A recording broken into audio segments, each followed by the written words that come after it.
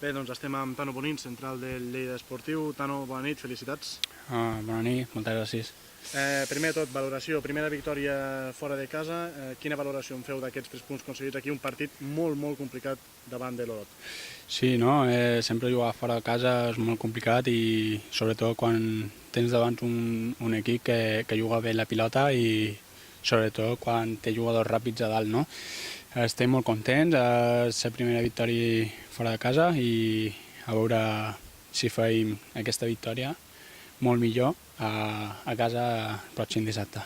Li comentàvem al míster, també als teus companys, si es pot fer ja una valoració d'aquesta setmana tan intensa que heu tingut.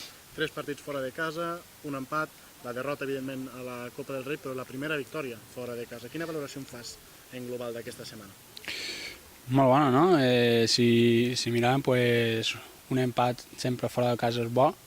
Un punt a final de temporada te pot donar aquest impuls que necessites i sobretot, bueno, la mala sort del partit de Copa del Rei, però bueno, això ja és passat, ara mirem cap endavant i ja per totes. Has dit que ja és passat, heu passat completament pàgina del partit de dimecres. Aquesta victòria també ha ajudat a acabar de passar pàgina i oblidar completament la Copa del Rei? Sí, ja després del partit ja vam passar de pàgina, ens vam centrar en aquest partit i ens ha sortit molt bé, no? Continueu invictes i a més ho comentàvem, victòria la primera fora de casa. Esteu ja en les 2-3 primeres posicions a l'espera del que faci l'Hèrcules. Està anant molt bé aquest inici de temporada a la Lliga. Jo, com sempre dic, tots els partits són complicats.